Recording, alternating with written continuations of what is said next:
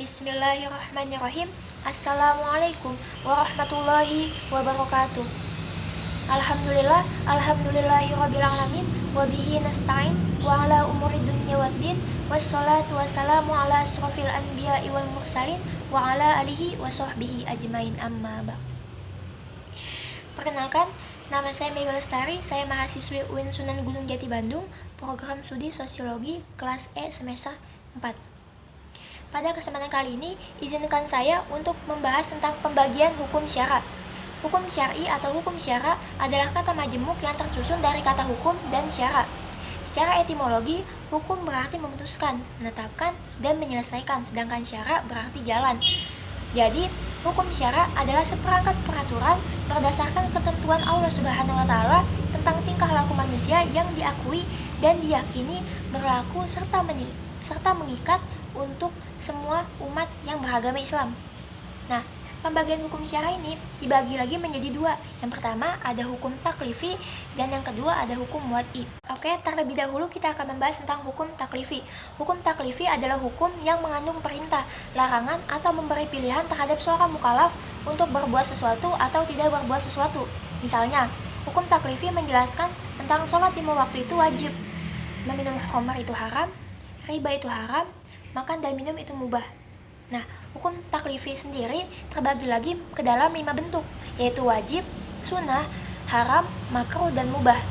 Yang pertama yang akan kita bahas yaitu wajib. Wajib secara etimologi atau secara bahasa berarti tetap atau pasti. Sedangkan secara terminologi, wajib berarti sesuatu yang diperintahkan oleh Allah Subhanahu wa Ta'ala dan Rasulnya untuk dilaksanakan oleh seorang mukallaf. Jika dilaksanakan mendapat pahala, jika tidak dilaksanakan akan mendapatkan dosa.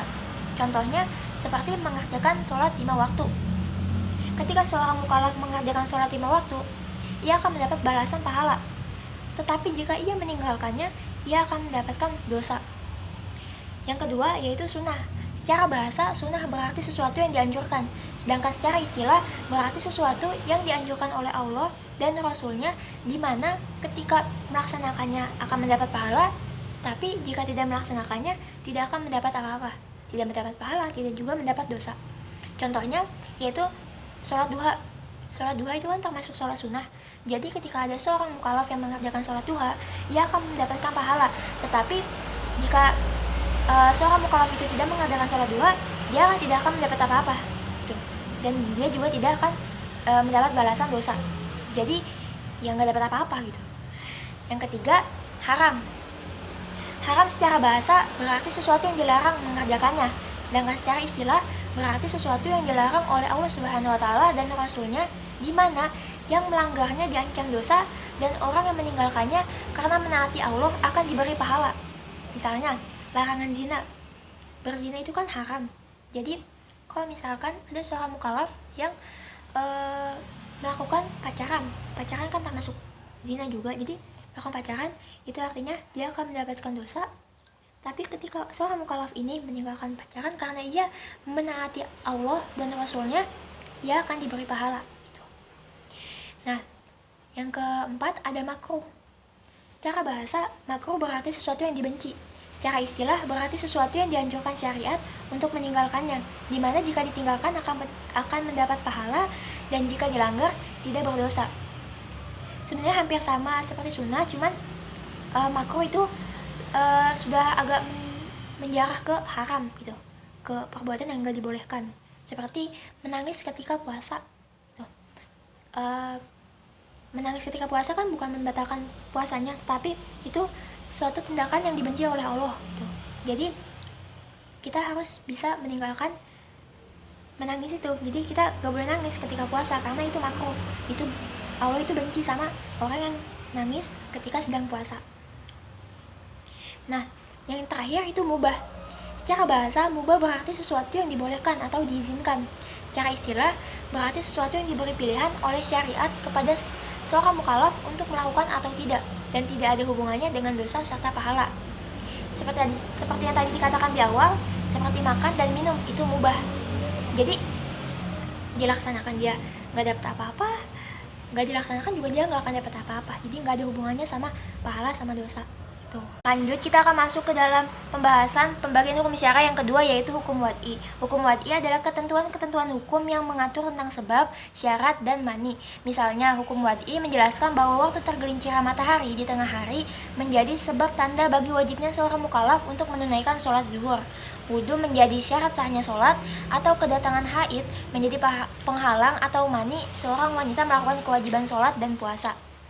Hukum wad'i bukanlah dalam bentuk tuntutan, tetapi dalam bentuk ketentuan yang berkaitan dengan hukum taklifi atau merupakan akibat dari pelaksanaan hukum taklifi itu. Hukum wad'i sendiri terbagi ke dalam 3 bentuk, yaitu sebab, syarat, dan mani. Yang pertama yang akan kita bahas yaitu sebab. Secara bahasa, sebab berarti sesuatu yang bisa menyampaikan seseorang kepada sesuatu yang lain. Sedangkan secara istilah, sebab yaitu sesuatu yang dijadikan oleh syariat sebagai tanda bagi adanya hukum dan tidak adanya sebab sebagai tanda bagi tidak adanya hukum. Misalnya, dalam firman Allah di dalam surat Al-Isra ayat 78 yang artinya, dirikanlah sholat sesudah matahari tergelincir. Pada ayat tersebut, tergelincirnya matahari itu dijadikan sebab wajibnya sholat seorang mukallaf. Yang kedua yaitu syarat. Secara bahasa, syarat berarti sesuatu yang menghendaki adanya sesuatu yang lain atau sebagai tanda. Secara istilah, syarat yaitu sesuatu yang tergantung kepadanya atau sesuatu yang lain dan berada di luar hakikat sesuatu itu. Misalnya, firman Allah dalam surat An-Nisa ayat 6 yang artinya, dan ujilah anak yatim itu sampai mereka cukup umur untuk kawin atau dewasa. Ayat tersebut menjelaskan kedewasaan anak yatim menjadi syarat hilangnya perwalian atas dirinya. Nah, yang terakhir yaitu mani. Secara bahasa, mani berarti penghalang dari sesuatu. Secara istilah, berarti sesuatu yang ditetapkan syariat sebagai penghalang bagi adanya hukum atau penghalang bagi berfungsinya suatu sebab. Misalnya, dalam hadis Nabi yang berbunyi, pembunuh tidak mendapat waris. Nah, hadis tersebut menunjukkan bahwa pembunuhan sebagai penghalang untuk mendapat warisan. Sekian dari saya. Terima kasih. Wassalamualaikum warahmatullahi wabarakatuh.